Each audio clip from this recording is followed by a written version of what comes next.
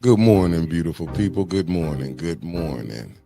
I will never get nobody name up. They was like, they was like, is that a wig? What was that? I said, I don't know.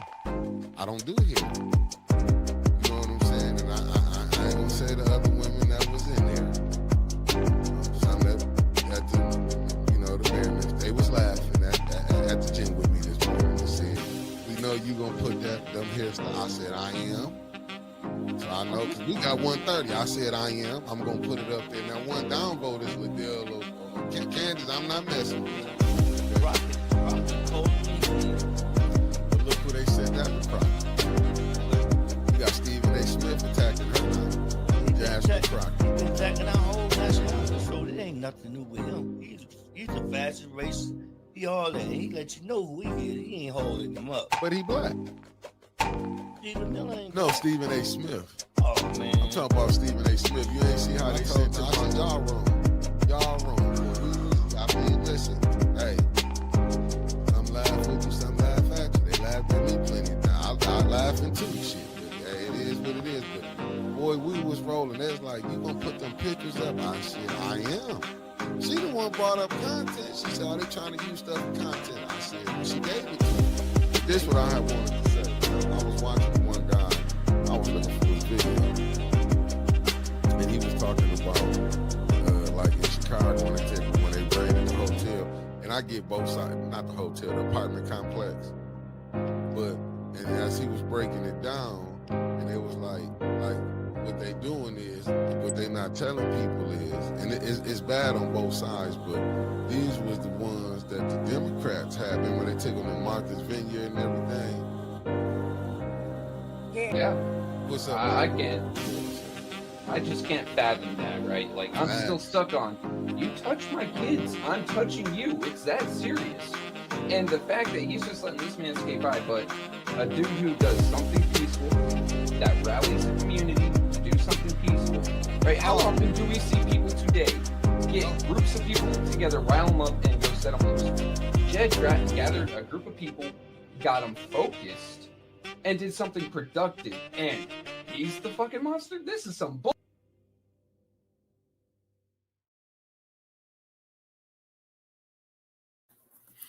What it do, beautiful family? Good morning. Great morning. I'm getting my share game on.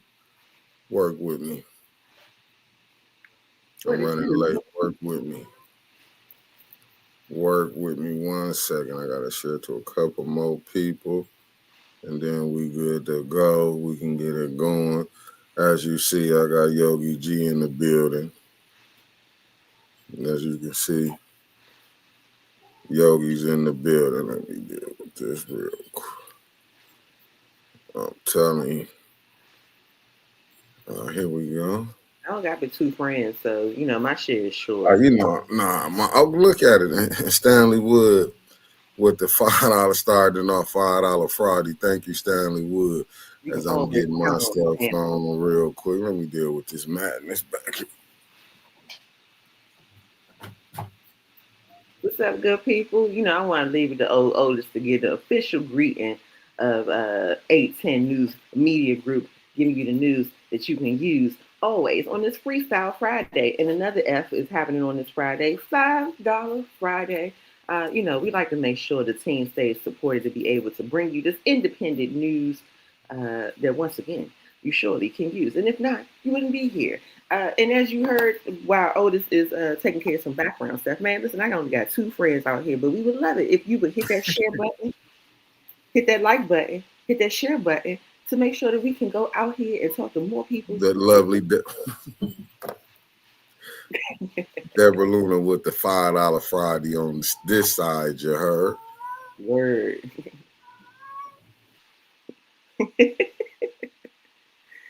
Hey, y'all give a big up to Hearts for the cat owner in the background. Otis is cat sitting and he having some troubles, but I tell him up in my parts of the wood and these 202 streets, a cat is necessary. So I think he should embrace being a cat person for the moment.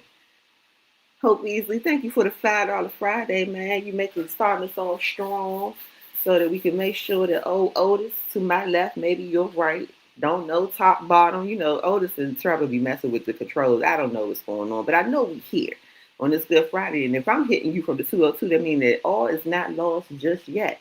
The world is still revolving, and you still got time to change your mind and your ways. What it do, peoples? Mm-hmm. See, I don't have the controls. I can't put y'all up to say the official hellos and things like that, but I want you to know I see you. And it's all up. Look at me. I'm an air traffic controller today. I got all my directions going on per my hands. I'm back Word. for sure. I shouted out Hope Beasley. She hit us with the $5 super chats. Hope Beasley in the building. What's going on with you, Yogi G? Oh man, I was saying earlier that I have never felt so hard. Um, I've never felt so hard. Those lyrics to Good Times. So I would say, in honor of that, I am scratching and surviving and still standing like a radiated roach. What about the What's up, Miss Gladys? Michelle Smith, aka Ann. Miss Kariza. What's up, Zeke? Pastor Nicholas. Shout out to my Gaddis clan. I'm ready to get this thing on the road. What's been going on in them DC streets? Man, it's December and everybody in any kind of position of power is now trying to wrap it up for the holidays and also make sure that you are remembering that they're running for something that's going to impact your life. So we got a lot of people out here campaigning, holding a lot of town halls, a lot of places to be. Um, on the more national part, we had that tragic assault on the two National Guards, still dependent on what really happened. We only got speculation from media, but what we know is that someone lost their life, maybe one or two people. And as a result of that, here in DC, there was told that they were going to send 500 more troops. I have not laid my eyes on 500 new bodies inside of here. Don't mean they're not here. But they also have now earned themselves some security. They got security guards. So the National Guard now have security guards courtesy of our Metropolitan Police Department. Don't you love it? To me, it's H. Sprague, good morning. To me, it's a bunch of BS. Because, in my humble opinion, I just think this is some stuff that they didn't create. This is like, and that's what me coming with that conspiracy theory. To me, it's some stuff that they created. Like I don't want to be like Malcolm when they say the chickens came home to roost. And it's basically, it's like, to me, it's like that. It's like him want to send 500 more troops there. Like, what is bringing more troops there going to do? I mean, once again, as you'll often hear me say, I am currently a journalism media strategy student. And so I am paying thousands of dollars in possible plantation time to bring you this knowledge that I'm learning for free. So with that in mind, you all right over there, Otis? Yeah, I just can't blowing it. it. No, I was trying to get this dust off my laptop. I can't call 911 from Flint. I don't know if DC No. EMS is going to come out there. Oh, no, they wouldn't. Word. But no, from a media standpoint, you gotta take everything from a grain of salt and really become your own best journalist by vetting some of these things that's coming out. So from a media standpoint, hearing that 500 more troops are coming to DC, it just feels like a real power hold. Facts. Uh-oh. No, that wasn't that. Don't worry about that. Don't worry about that. Ain't no love coming your way. I saw it. Yeah, don't worry about that. It was just, I'm waiting on them to come in the chat this morning. I don't see a lot of them up in here this morning. I've been waiting on them. Yeah. But go ahead. Don't worry about it. I used to rock the stock too, so I ain't too mad about it. Yeah, don't trip. They giving you shouts out for your fro today, Yogi G. Oh, word. Thank you. I got to rock it how I got it. For sure.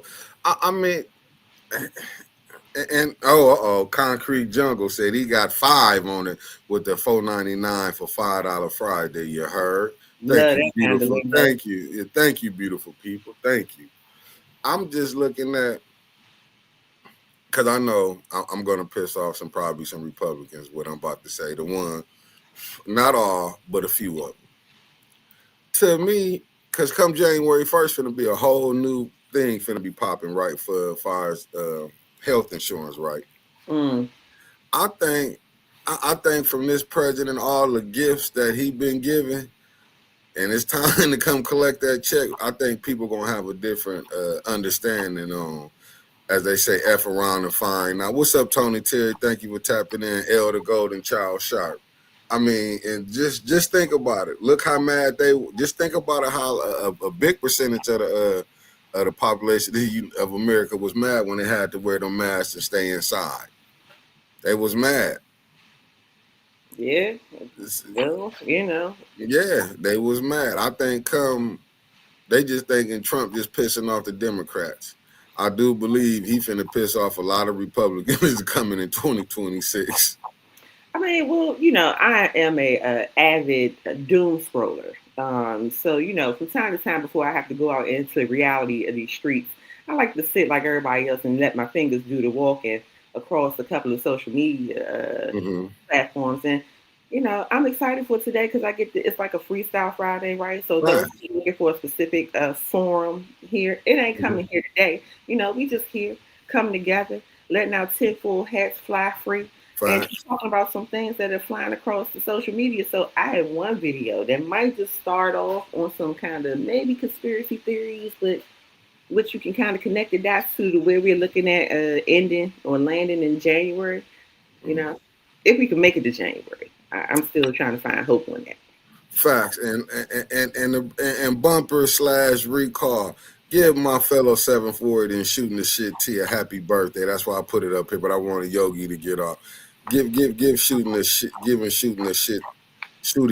T a happy birthday from the clan, my fellow 740. No, Yogi, I'm with you because I was looking at some of the videos behind here. I like what you sent for the people can see, because I don't think people really understand like the times that we in. I think people I try to use references like when as Rome was burning, what they said Nero was playing with the violin, and it's like I don't think people understand like the situation we in. People might see, oh, gas $2.75. Hell, I remember when it was $1.50. You know what I'm saying? They acted like was that like 1930? No, that was back in the early 2000s. Remember when 9/11 happened? Yeah, we was paying. Yeah. I gotta make sure we got age. Back in the 50s, 30s, it was like 15 cents a gallon. Oh, Yeah. I wouldn't know that, Yeah, But I love to study history because I was not even a thought, and nor was my parents born during that time. So I just like to go back. I love to study history and look at it. But no, seriously, that's how I'm looking at it. It's just like I think like I said, I try to look at it from both sides. I try to get it. I don't see where America's really in a good situation. What's up, Felicia Martinez, that East Coast love in the building? I don't see how we're in a good situation, Yogi. I'm just going to be honest with you. Hello? Yogi froze up. Let me put Felicia up here. You're back. I'm back. Yeah, Demetria Brown, good morning. I just don't see. I don't see no good situation that we in. I mean, we can't. We still talking about race in America. What's up, the lovely Terry Nixon in the building? And that's the stuff they don't want to be seen. Like we were just talking about, when me and Trevor was talking about propaganda, like how people want to omit stuff in the books. Look at how they want to omit slavery happened in America, how they want to wipe that out their history books. Yeah, because you don't want nobody to have a blueprint to your plans. It's one thing, if as an avid lover of history as well, right? You start to see the pattern that America doesn't change up its strategy much. Right. It just takes advantage of the new players on the board that have lack of information. And so now that we're in a space where like literally all information is at your fingertip, now you might have to vet it when you get it, but it is still there. It's not really gelling in well with their takeover plan. Too many people know what's going on and can connect the dots. And before everybody locks in and locks together, they got to make sure they get rid of it. So, Facts. You got a new cup? I know. What's on this cup? Oh, my bad. The Lions. Crap. The Lions. My bad. I didn't know. I was just drinking. I had my tea today. Don't be like Otis people. Stop giving their white man your money. Mhm. I Nothing am, but against I, I other. I I think that was the best spent I did right there. It was for a couple people in the chat. It was for a couple people in the chat. I don't want to say nothing. You know, Common I'm sense not said, saying yeah. the cup is saying enough. See, sometimes you ain't got to say nothing. It was a massacre. It was a Motown massacre. It was that. Let Those views are not the views of Yogi G from DC. I know nothing about it. I stopped facts. watching that and the organization a long time ago, so I can't share. Oh, facts. No, don't worry about it, Yogi. There's just a couple people that was up here. Good morning, Marcia A. Tarver. When you get here, Uh-oh. I got to shout certain people out. You know what I'm saying? It was a whole bunch of talking yesterday. Oh, they were giving you the blues. Oh, I got us a sponsor this morning. See, I gotta give the sound effects because we ain't got no soundboard in the secret location for Otis, so I gotta give it up. Uh-oh. I know you got to know what's going on. And this is from the lovely Felicia Martinez by way of New Jersey, East Coast, that is. Mickey's Roll Call is sponsored by House Speaker Johnson for immediately. I was going to post it immediately. Swearing in the new rep of Tennessee, but took 7 weeks to swear in the rep of Arizona. If playing in your face was a person, shaking my head, diabolical. Diabolical. I think the fact that we think that they playing in our faces diabolical. I don't think they playing. Yeah, facts. The world, Neil. Good morning. Because you know what the problem is. I listen to what's up, Alan Lich in the building. If I said your name wrong, I'm so sorry. T Words way to are hard. represent. Words Words are are hard. Because is yeah. it light or is it Lich? I don't know. Between the educational prowess between me and DC and you and Flint, I think we coming together with a collective one whole student. So if you're looking for that, you might want to look to the chat to give I'm a gonna say synopsis. Alan L. I'm just There gonna we say go. Mr. L is in the building. No, Work I'm with just because I'm looking at this thing with the and shout out to Salty Chef with my Saskatchewan hat. Shout out to you, Salty Chef. This what I do because I seen some Republicans and I seen Democrats just blowing by the Epstein stuff. Oh, he's did this and that. I never seen so many. I mean, they probably been doing this, but the way they covering up and want to make them. Well, good morning, the lovely Lawana Terry. Make them women that stuff didn't happen to like didn't nothing happen to them. It was just Epstein. Forgot it was other people that was there. And it's like if people can't see how they really feel to the Marcia A. Tarver that stepped in the building. Go Lions. Yeah, no problem. We don't worry about that. That's just that's some little insider jokes. I'm like how they don't take it seriously, and I get it. Good morning, Kobe Fatty, aka Elizabeth P. Finney. I get it when they say certain people be crying wolf or whatever. But when you will shoot this down, you know, and because I'm looking at how they went after Bill Cosby, how they went after Puff Daddy, how they went after R. Kelly, how they a smidget went after Harvey Weinstein, but he got out. Yeah, I see once again. Like to be quite honest, I'm not the professional here. So if you're looking for some big articulate words on the Epstein files, I ain't got them. But what I will say is that it's a lot of chatter that's happening about Epstein files specifically, and everybody is hyper focusing on the outcome of this in hopes that it's going to get us closer to justice, to getting people out of place of power. That's helping these policies continue on. That's like really making us not have great days up until 2026. And I think that for what it's worth, like, do we want the women who have been women and men, right? Because there was a mixed bag here, to get justice for being trafficked and ultimately abused and misused? Yes. Do we want to know who the pedos are in higher power? Yes.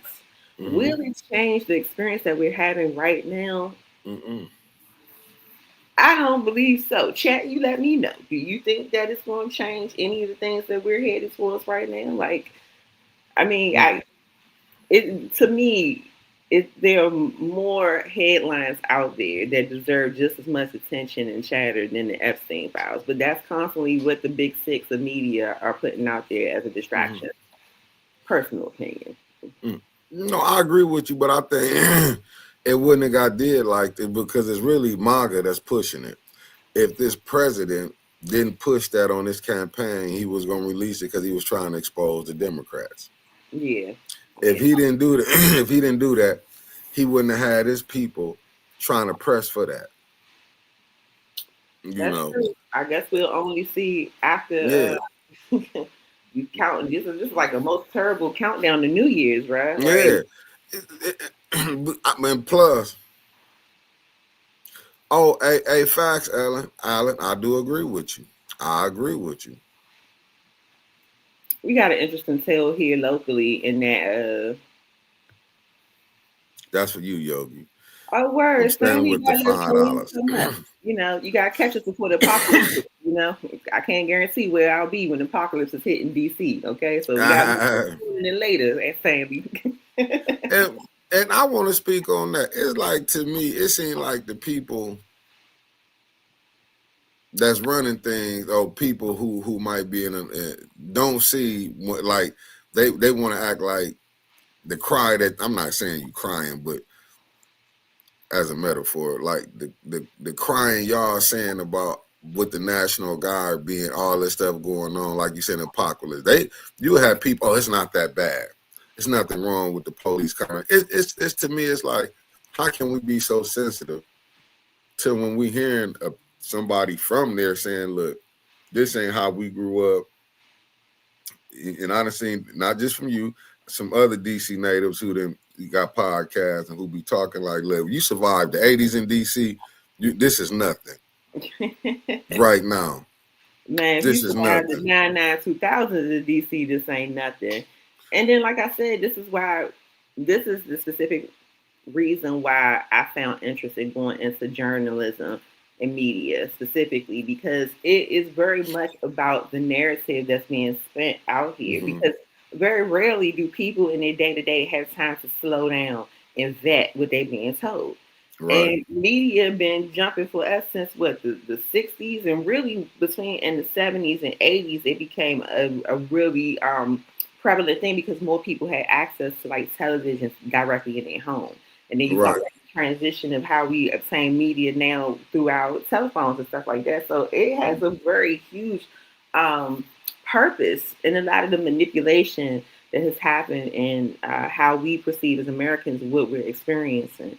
That being said, to your point, like when we talk about how everybody keeps harping on the National Guard, the National Guard, the National Guard, for us here in DC, that is the least of our worries. Are we concerned about the violation of authority here? Yes, we are very much concerned about that. We have, our Attorney General has filed a case, and we had lawyers decide that it is illegal for them to be here, and all of the things, but they're still marching around in the streets. But for us, what I will say, what is more important is what's happening behind the scenes. The fact that our MPD is still actively working with ICE. The fact that we have our MPD agents and FBI coming into our predominantly Black neighborhoods that are harassing our citizens and actively arresting our youth. They're bringing forth curfews left and right, turning policies. So they really are behind the scenes gutting out DC as best as they can for what I believe to be coming ahead, because we got to also have a huge white flight happening here in DC. And if you're not Oh familiar wow. with white flight, that means that when all the white people that feel like there has been too much going on return back to their original home, and it leaves a lot of our housing market spaces open. Which is bad for us here in DC because, like I was telling Mick one time, I'm kind of stuck. I'm like Kunta Kinte, that is, in DC, because I don't have the means to be able to pick me and mine up and just move to another situation that might be better. So I'm kind of stuck with the situation here. And if we have a lot of open market housing, or however that goes, And that means that a lot of the people who are, what's up, Uncle Cole? Good to see you. Um, a lot of people are in danger because then that's an open space for us to be taken over, right? A lot of Right. we don't have the same kind of safeties as even in Michigan. We don't have a governor and things like that. We go Mm, from mayor to Congress, and anything that we want to do in our budget has to be approved by Congress. So if they want mm. to take over the nation's capital, and we have a lot of open housing, that means that Right. all they got to do is bring their people up to move into houses. It only take you a few years, maybe a year or two, to be considered a voting citizen in the District of Columbia. So we're screwed. Oh wow. Yeah. So like that's why Wow. I keep saying that like for DC specifically, I think why it's important for people to kind of use us as a case study is because one, we're the nation's capital. Two, this is the probability of what they can do in other cities and states if they have people who are willing to roll over and play the game for the sake of keeping theirs and their people and their circles safe. So Facts. yeah, So y'all got that FBI going on up there too. man, Friends, brothers, and heavy, in-laws. heavy, and it's all under uh, blue rain. You know, like one thing I can agree with DC being a southern city.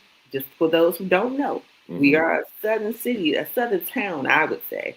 Um, but like, yeah, we got FBI here, and everybody is flying the blue flag. But in their hearts, I'm feeling that there's a little crossover between the red and the blue, which makes the purple. So I got taught in art. You know, when you mix your primary colors, they make a nothing. So Look yeah. at her talk showing that DC education system off. Mr. Classic, look, Carl, Eleanor Wick, everybody who just tapped in. If I miss your name, good morning. Thank you for tapping in with me and Yogi G right now. Um, damn, Yogi. I mean, I get it, like you say, the pressing needs. But how do we know what the pressing needs to fight for and which ones not to fight for? That's what it's like, because they steady dumping y'all with so much stuff. Yeah, I mean, you know, my folks back in the day used to have this nice little saying that I like to hold true to is that actions speak louder than words. Like you Right. can talk all day about what you want to see and what you're doing, but receipts are receipts. And so, with that being said, if I haven't seen you in these streets, if I don't know that you've been working with this organization to help this happening, you haven't had a voice before now because you see an open opportunity to continue on making money in a scandalous way, then I don't have no kind of faith in you. I don't even have a starting point, right? Like Mm-hmm. everybody gets, oh, thank you, Marcia. $5 Friday, good people. Marcia keeping the ball rolling, and we appreciate that. But I just don't understand how people haven't gotten in the space of like doing their due diligence to check out who people are and if they really doing what they saying they're doing. Like everybody's scared to come out there doing talk to their neighbor to see if they really rocking with the person that's trying to represent Facts. them. That's crazy. Why do you think people be scared to do that? Well, first and foremost, we have been trained to be isolated Mm-hmm. inside of our boxes, whether it's in your phone, whether it's in your Right. television, whether it's your apartment or your house. Everybody has learned to stay in their space and make it great. And unfortunately, that's not how we're going to do collective work to regain power in this situation of takeover, courtesy of NAGA. And I know it's a fearful thing because people have lost their mind, rightfully so. You know, everything has been gifted for us to be Right. in a total chaotic space right now. But like you really got to get over that because either way you lose. If you don't go out here and talk to your neighbors, you don't go out here and create situations where you can have collective conversation as a Right. community. So that you can talk about how do we make our community great and make sure that we hold the person that wants to represent us accountable, then you pretty much already giving yourself a death sentence. We have so many different factors that are designed to kill us right now. Please don't let it be that the way that you die is that you didn't want to go out here and speak to no damn body to see if y'all are having the same issues, maybe had the same solutions that you'd like to see happen, or maybe how you guys can come together and fill the gap until the government gives you what you're supposed to have. And I rarely use that word supposed to. It's the equivalent of cussing at somebody, but Facts. ideally, yeah. Good morning, Sharon. Thank you for tapping in. For my That's my Georgia family. What I'm looking at is like we know, they finna be popping up. What's up, good brother? Thank you for tapping in.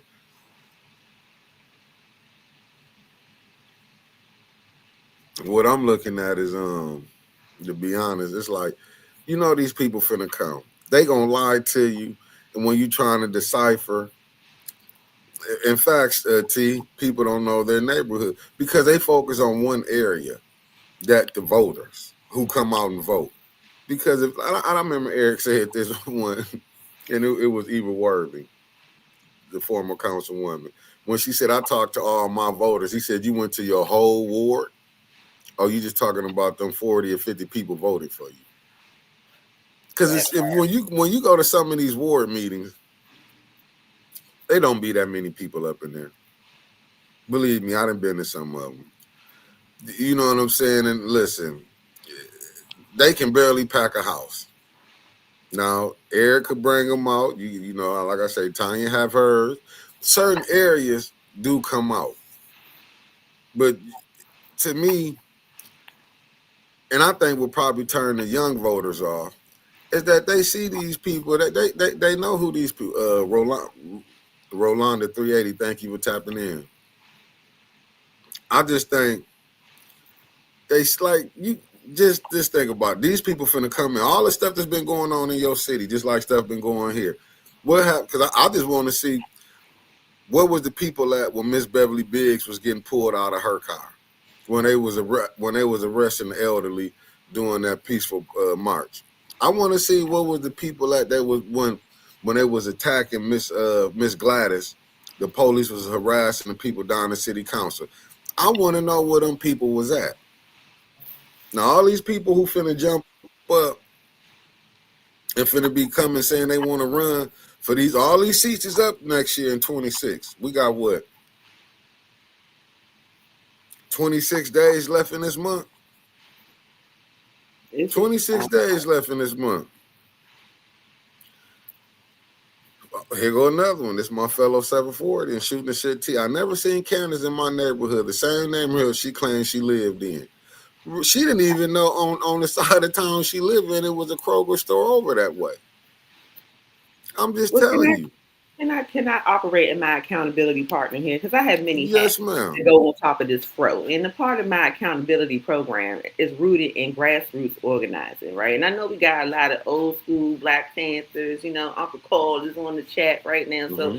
if I'm saying anything wrong, please correct me. I know Mm-hmm. our chat is good for that on this Good $5 Friday.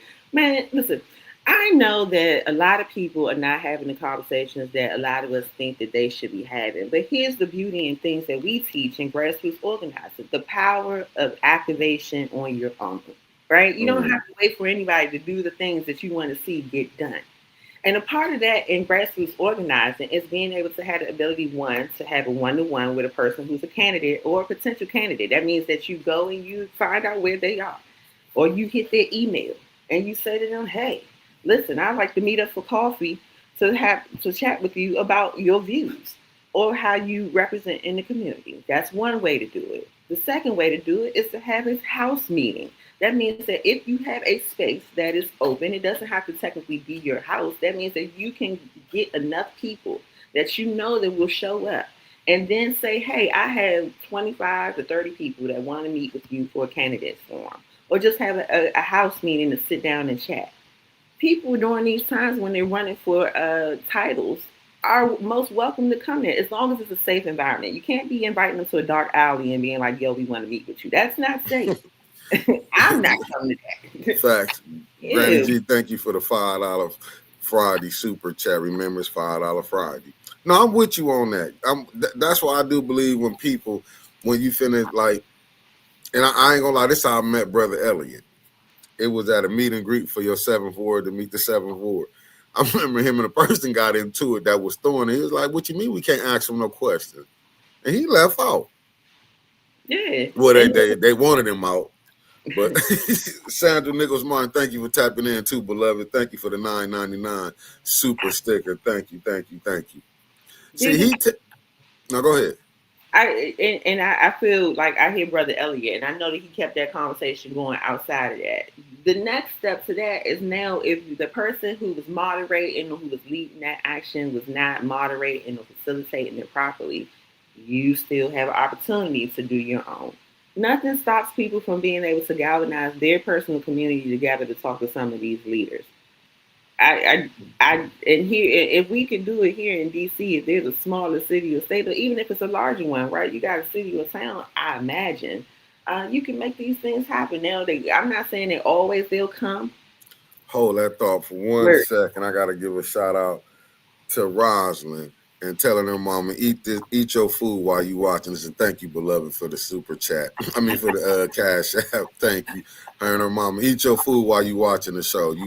Don't have me have to come over there and make you eat your food, but thank you, beloved, for tapping in. Go ahead, Yogi. word. Well, I just Yogi's rant, and then we gonna get to this video because I want to know what the chat got to say about these thoughts that I came across in my doom scrolling. Um, is that, man, you can hold conversation and hold space for the community that's closest connected to you, and Mm-hmm. invite these people into those spaces because at the end of the day, they have to, they're supposed to, they should be. All of my violating words I just used for this Good $5 Friday. Uh, be most willing and most excited to hear from their residents or their constituents and stuff. So I just want to encourage people as you over these next, how many days you say we got to Armageddon? 26. We got 26 days until the Lord is coming to wrap us all up, courtesy of a button that Donald Trump has his finger on. And so while you're doing that, you might as well just go ahead and get your people together and start inviting these people over for some milk and cookies. Bernie Milk style. and cookies. Milk and It's cookies. kind of want to put some milk and cookies. Milk And and you cookies. have questions for them. The lovely Sherry Allen then tapped in, and thank you to Felicia Martinez. Trevor then tapped in. That's what I agree with you, but I don't think they see, to me, in order them to be fair, the people who finna throw these meet and greets, you gotta be, these council people who run it gotta be able to take these tough questions. I Well, ain't they say, should you hear be. what I Oh, said? Tough, not disrespectful, right, but tough. right. There is Ain't no there is an exchange of energy that you have to be aware of. While you may be vexed, I think that's a Caribbean word, right? Maybe we may be vexed that these mhm. people may be trash in your world. The probability that somebody else thinks that they're great is high. And so, if you really are about getting to the bottom of why they can't meet you where you are, or you know what they are willing to do, don't come in with kindness until you have a reason to return it. But even then, it still doesn't do your cause any good to meet that energy with what they're already expecting. Uh, and if you look at Flint as an example, I stay out the way because you see I'm a DC native. But if you look at how Flint feels about when people match certain energies, I think that he was on the better side of maybe just being the upstanding citizen on this one. Even though it's Right. emotional. No, because I'm looking at with my fellow 740. T said, I noticed that candidates do not have 7-4 meetings, but they're only held, do have, do have 7-4 meetings, but they're only held in the cultural center neighborhood. Yeah, because she don't want to come over there with that black side at, because they call her to the carpet. And right, T, they can't take tough questions personal, but that's what they do. See, here go another one from Alan. As you said, Mickey, now one civic organization stood 10 toes down in favor of peaceful protest, nor stood against police brutality, force upon senior citizens, and so on. Good morning, Lanita Murray. Thank you for tapping in. That's what I'm Oh, saying, Yogi. I- well, All them people and some of them organizations who once was quiet, they're gonna be sending their people and backing their people to run for council, or the mayor, or state rep. They're gonna be putting people up to run. How could you vote for them when they were sitting on the sideline when people was in the fight? it's a little thing that we developed over the time of civil rights movement called respectability politics, and we still have a Mm, lot of our elders and those who have been trained up by some of our elders to mm, operate in that space. But I think this ties into the video that you just prepped up for mm, us So why that may not be where everybody thinks that we're going to get results from. Operate and then just be nice, just dress it up, just speak articulately, and we'll make it happen. But then I also don't subscribe to burn it down because that comes with a high cost. Uh, Facts. but yeah, but let's run the video and see what I the people got in the you. chat got to say.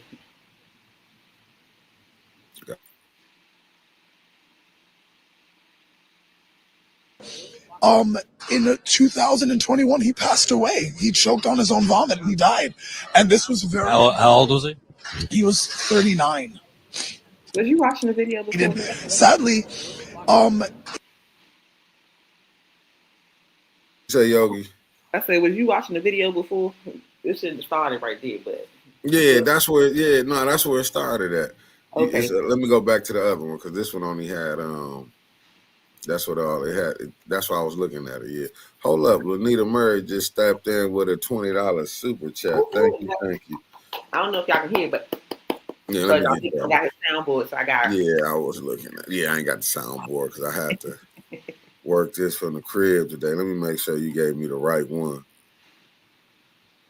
I still be half asleep. It's only 12 minutes, I think. Hold on, I'll play this one for you. This the second one. You gave me a couple of. Let me put this one in. I got you. Let me play this one. So that's just how the cookie crumbles.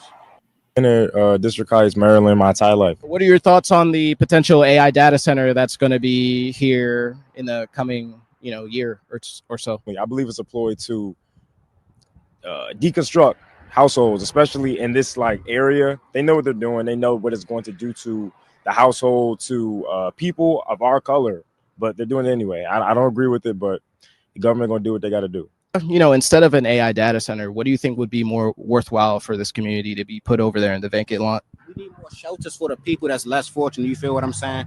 It's enough money out here for everybody to eat. And I feel like the economy already terrible and what Trump got going on. If we can get some more shelters out here for the less fortunate, that'd be great. You feel what I'm saying? Affordable housing, something like that. Economically, it's going to hurt us. Environmentally, it's going to hurt us. The water, what happened with Flint, Michigan, things like that can start to happen here. It's just not going to be good for our environment. And it's not going to be good in the long term. Things aren't good for your environment, aren't good for your mental health. So that's just how the cookie crumbles. All right. Shout out. They brought up Flint. Hold that thought 1 second. Let me get to this user right here. What just had to she come on at 6:30ish at nighttime on a nightly nip. She just had to take the mornings off, but she come on at nighttime. My bad, Yogi. You can go back. No, you good. So while I work on getting Nick the video that I was segueing us into, we can jump to this conversation right here. I don't know if a lot of people have been hearing this talk about the data centers that are popping up in different spaces. So that's what this young man was speaking to. The fact that now the big business for America has moved from industrialization to now data sharing or data harvesting rather. And it's coming with a big cost to a lot of spaces and areas. So when you talk about the data center, why is it such a bad thing? Well, one, it is environmentally atrocious. And they've tested this out in many different spaces that you have residents that are saying, hey, this is not okay. And you heard the young man bring up Flint specifically because just like Flint is dealing with water injustices, and people are being significantly harmed from having these things happen. This is the continued trajectory that we're going on from city to city and state to state. And I am a firm believer that once you see it get anywhere close to the nation's capital, you better hold on to your pantyloons because that means that this is a surefire go for anywhere else. I think I gave you Amanda Seals. No, the three, I got three of them now. One was just 12 seconds. And I seen another one. So I might have to let you talk to the people. Yeah, then this other one is like 1 minute and 21 seconds. Yeah, let me make sure I'm on top of what I sent you. Because sometimes it edits when I send you to the primary. Oh, school. wow. Yeah. When it's over a certain in an internal memo from September, CEO Sam. Okay. I got that one. Yeah, so run that one. I got you. Yeah. Let me put her up here. Hold on. Let me take us off. Let me do it like this. Thank you, Put it Derek. I back appreciate that. for sure. But I got you.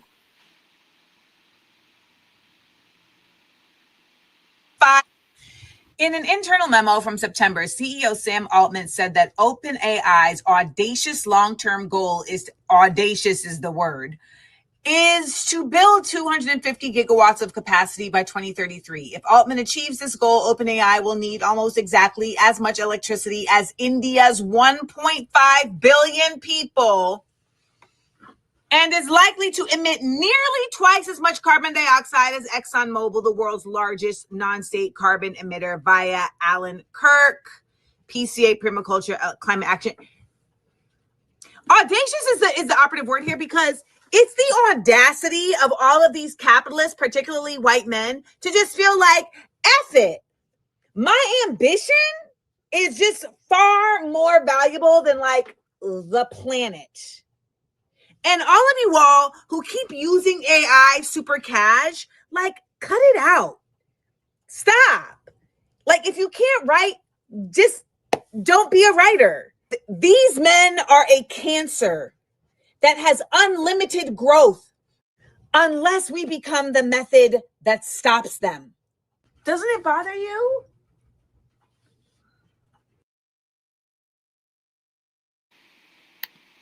Okay, Amanda Seals. Yeah. She's an environmentalist now, huh? Well, I mean, we all have to be, because if we don't have a rock to live on, we're not gonna live, Brother Otis. So You got a point. I bring this up, in conjunction with where we started about us having the Epstein file always on the tip of our tongue about what we want to see that's going to get us to justice. Meanwhile, the very thing that keeps all of us alive is being burnt to a crisp. Facts. And I think that, us being a little more aware of the larger picture will help us come together. Okay. With you trying to versify. I see you using them big old words. Go ahead, Yogi. Using them big words. See, it's the fingertips. It's the pointed fingertips that help this conversation go along. Okay. It will help us collectively come together to really see who your supervillains are. My grandmother used to say, like, don't cut your nose to spite your face. And clearly, in the Thunderdome, aka the Capitol, they've never heard this, so they don't even care about it. Because, like, if you're so rooted in galvanizing or collecting money, which is man-made, to the point that you're willing to even cut the ability for you to even breathe air, drink water, to have a space to go to, that is astronomically diabolical. Look at that. I got two big words. Yeah, ain't you coming with it and put like a little 4-bar rap together right there. There we go. You didn't do 8, you did 4 bars. That's cool.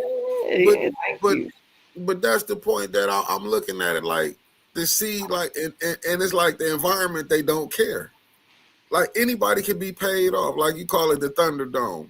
That's why I was saying here, when me and Trevor's having a conversation yesterday, when he's like, you got to be careful if you take this information from here. But it's the same thing with the U.S. government, because you know what I'm saying, fires that would, you have to be careful. Look at the EPA.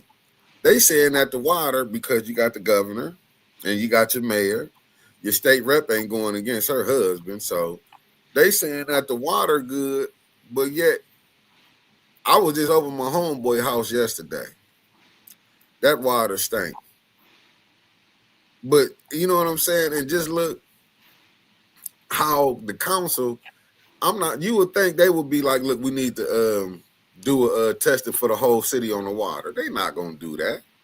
They know they do that whole testing. Then you got to worry about the people they bring in. Can they be paid off? And we know in America, the dollar is really your God, whether people want to believe it or not.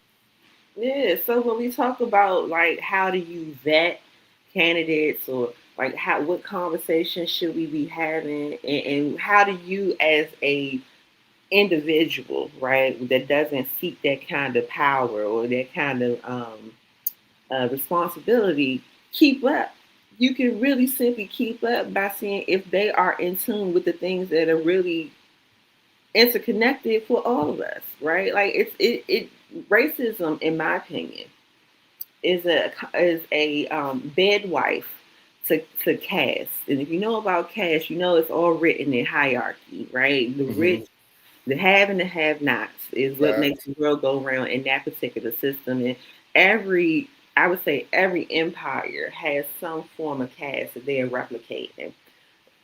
But in America, racism, racial divide has been the catalyst of keeping that going, right? It's like you can't just realize that it's the have and the have nots because then that still gives people the prowess of collecting power to Right. talk over that kind of power. But if you keep people divided by the have and the have nots in a different kind of way, I don't have because you're black and they want to give you more autonomy because now they got to give you and your people's 40 acre and a mule, or I don't Right. like you because now you're Muslim and I'm Christian, but it feels like that you getting more onus with the powers that be because you are Muslim and we got to be empathetic to your passion. Now we're all fighting each other while the people who are still burning up the earth, creating data centers, are still making these things happen, burning the world up one forest at a time. And so, if we don't have conversations, we don't come out of these silos of like isolation and start intentionally engaging your community. And that means all forms of community, whether they're white, black, or purple, whether they're a child, whether they're a senior, everybody has a Mm-hmm. role to play in whether or not we're going to make it through 2026. I would say maybe the end of 2025. But that's No, just me. Cynical. yeah, no, I was back here looking up. I was gonna put the definition of racism Mm. because I was gonna do it again, but because I don't think you know, like we don't get it because people that they like to say where, this is where I don't want to get. What's up, Tricky So Nikki? I call her AKA Sexy Chocolate. Thank you for tapping in, and thank everybody that done tapped in. That's a little late. Yogi be cooking, so I can't. I don't want to interrupt her, but thank y'all for tapping in. I truly thank y'all.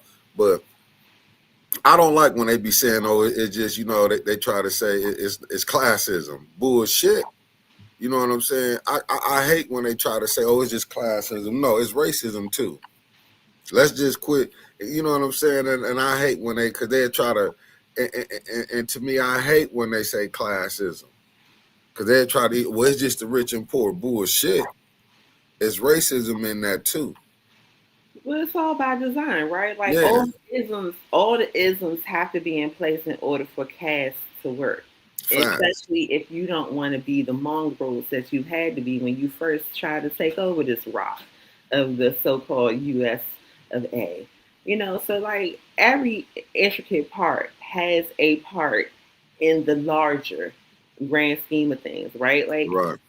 it is very much racism. It is very much classism because Hmm. I think about like how we even got to this point when America became America, right? Hmm.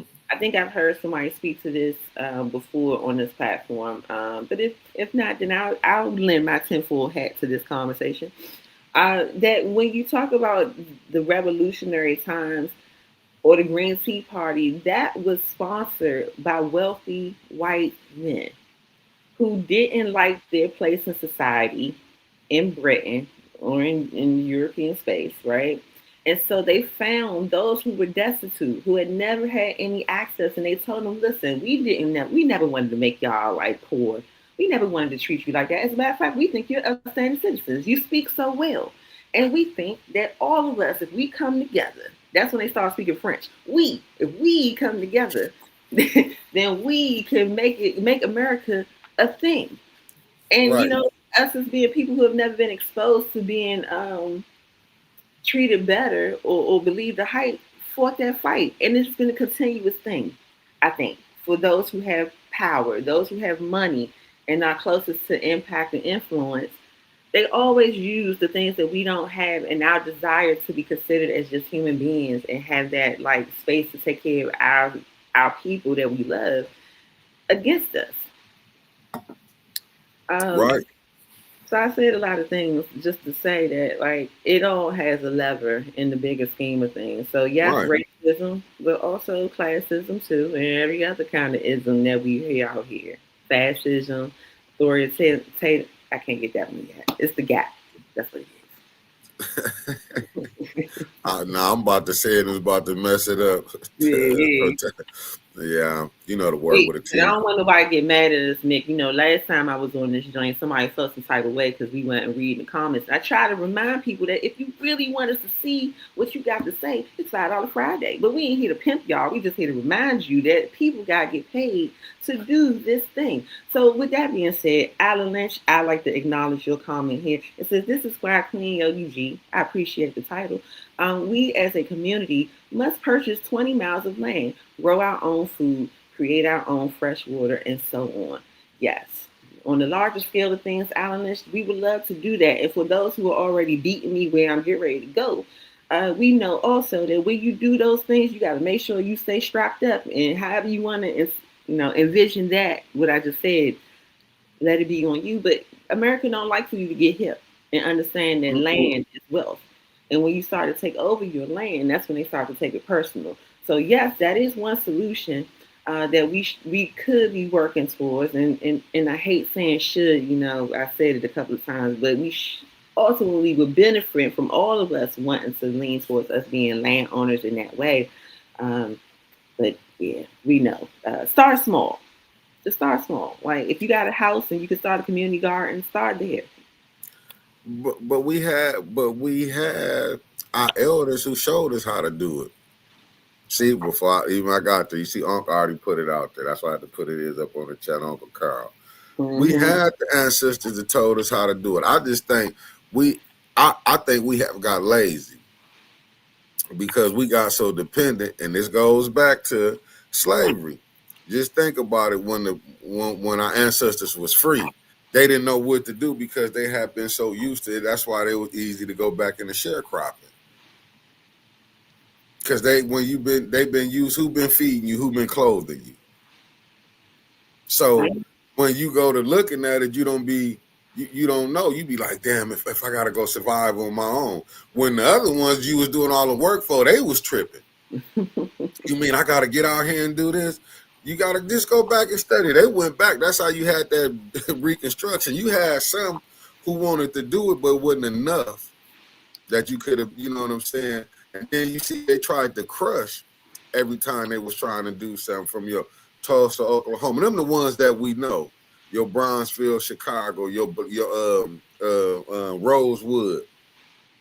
But it was so many different ones. I don't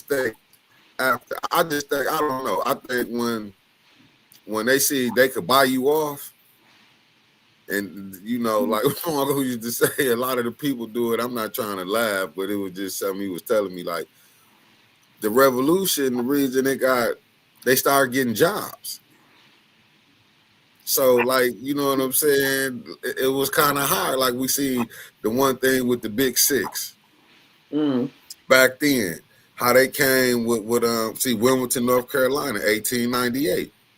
I just think we just got into a standpoint, and then you got to understand, you're not dealing with no fools. Now they might be a wicked people, but you're not dealing with no fools.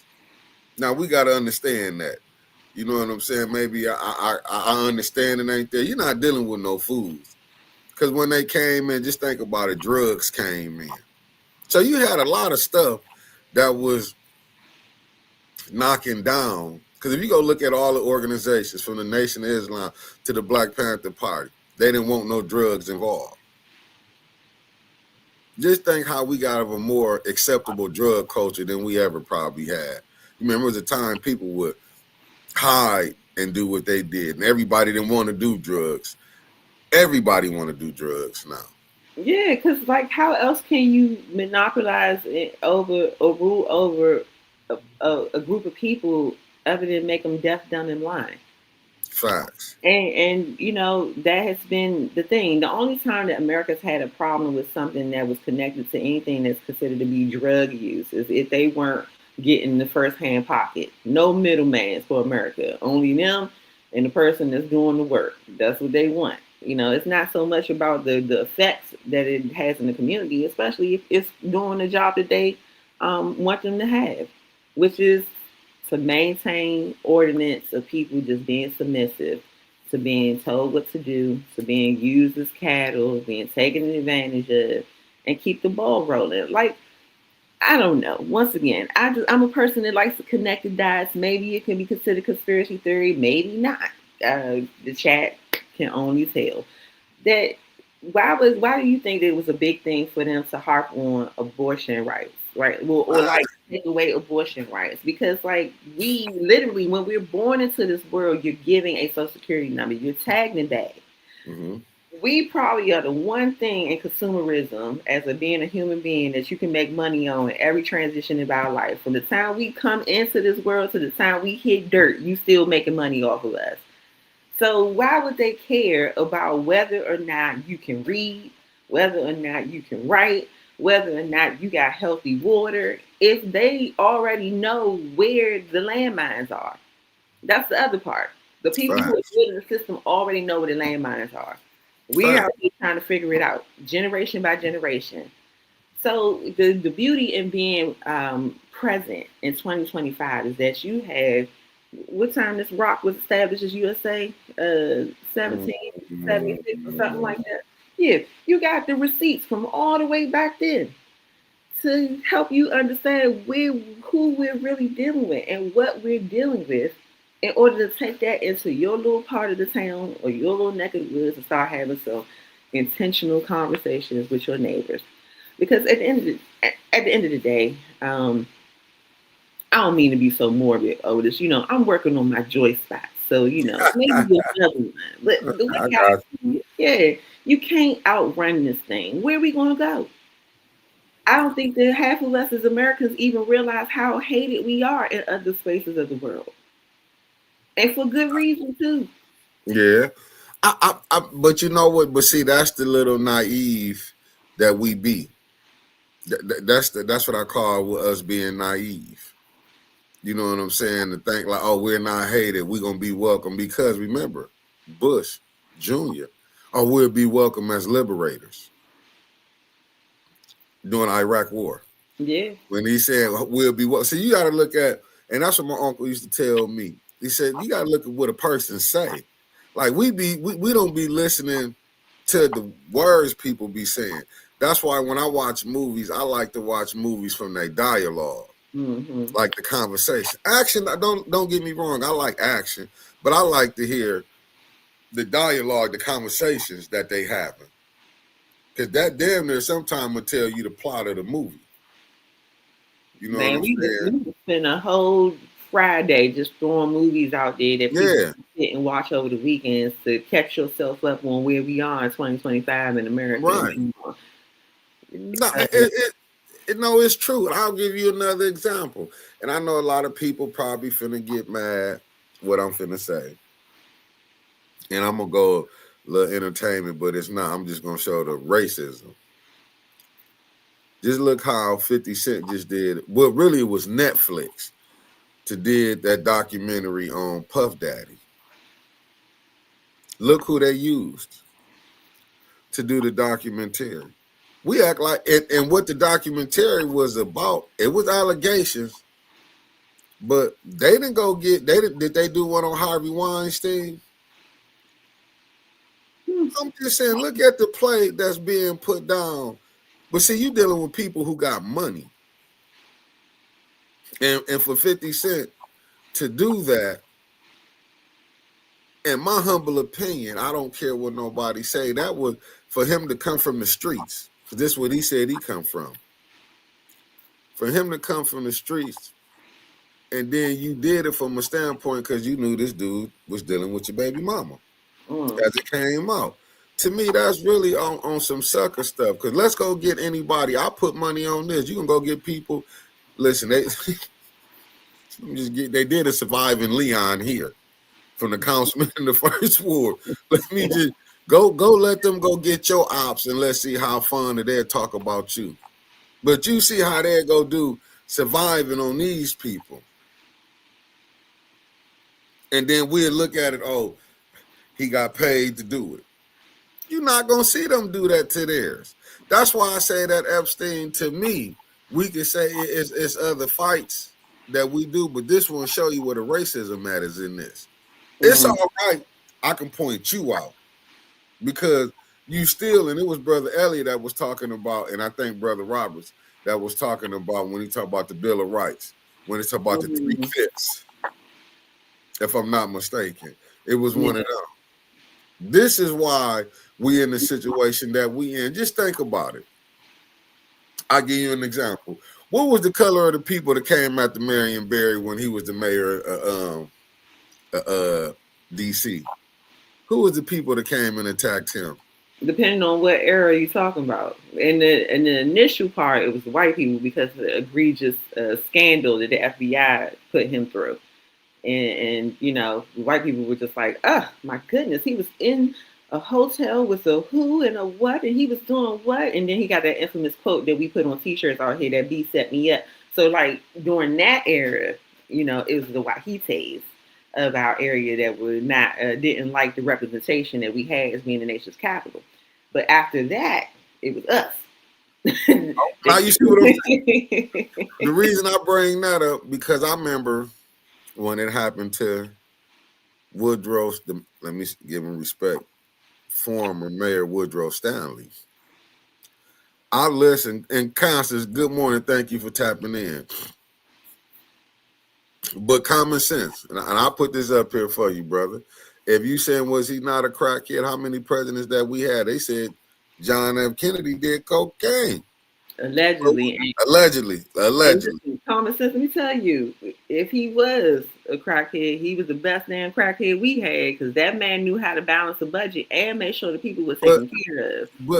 But you just see how easy it is. We'd come out and say, but wasn't he on drugs? What about the other people? But we only remember, see, when we say drugs, we put the blackface with drugs because that's the image that they put out there.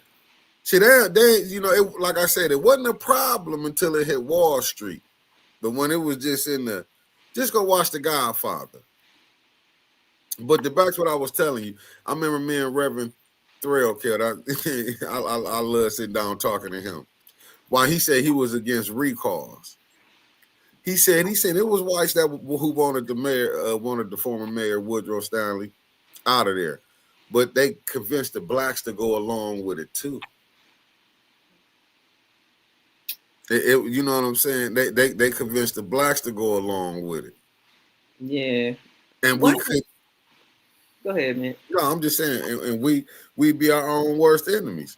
Just look at the same thing with Dr. Weaver.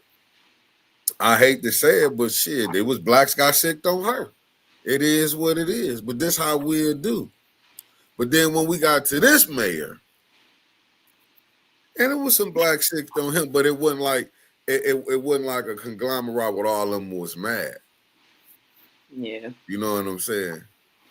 I think it's fair to acknowledge fear, right? And America's done a hell of a good job of making us fearful. Only a few of us are willing to risk it all for justice and liberty. And that's something, even as me being an organizer and training other people to be an organizer, is something you're challenged with, right? Especially when you have children, you got people that you care about and stuff. It's not as easy, especially in this era of convenience, to say that I'm ready to go out here and maybe not make it back home for the sake of elevating that things need to change, right? But I think, to your comment of what Malcolm X said, the roosters are coming home to roost. This is where we're being forced into making that decision, which our elders in the civil rights times were faced with. Are you angry enough that you're willing to still be on the right side of history, even if it costs you your life? And because a lot of us still have the ability to be able to tune in and tune out, turn it on, turn it off, and it's not in your face constantly, we think that we still have time to make up our mind. But like you heard Brother Mick, aka Otis, say, we got 26 days until like probability is we may not even be able to vote the way the things are going. Have you heard the conversation about what's this guy's name? Pete Hagsworth? Yeah, yeah, right. Yeah, and so there was some interesting dialogue that was happening on the internet about what will come out of him now being put up on the fire. Uh, and the probability that this will probably spark something that is very June 6th-ish. Yeah, remember the black general? What was it? The black admiral? He's saying he will come to testify now. Reason he stepped down, like he said, he was not finna be a part of no killings, and that's when Pete was telling him you're not obeying your orders. This the point that I was making when I say you don't have things in order. Mm-hmm. See, people don't want to admit it. I hate to say it, but you have these stories. People forget about Caligula doing wrong, Nero doing wrong. You will get some people in that you can get some leaders in that you can have some lunatics in there. But I understood what Trump was doing. To me, Trump just going at the system because he looked at it like this. And like my uncle always told me, when you take a shot at the king, you better kill him. Because if you miss, they didn't think Trump was going to come back. They didn't think the Republicans was waiting to come back. They weren't going to get their turn. Just like we in Flint was hollering about saying this election ain't right. Then Trump said he was winning when he lost to Biden. When he went to sleep, he woke back up. It was over. Man. So let's be real. See, when he said, don't nobody want to, you know what I'm saying? You got certain people who want to hear. But when we say it, like, hey, something wrong with the clerk office. But we just can't see it on a national scale because we in that illusion that, oh, they wouldn't do this. You know, the government wouldn't do this. Look, we got the Tuskegee experiment. You got all this. That's why the wonderful Elijah Muhammad said, history is your best teacher. But yet we'll overlook it. Like, that's why you can have people, what you seeing what happened to George Floyd, and he brought that on himself. So all them other people before then was just getting killed by themselves. Or when you saw what was it? Green? What was the dude got his ass whooped out there in California? Said, can we all get along? Oh, Rodney King, and that was wrong. Yeah. And they act like, what's up, Salty 7? They act like they was mad because he wanted to talk about he got his ass whooped. Wasn't nothing wrong with that. It just shows you. You can't straddle the fence on this.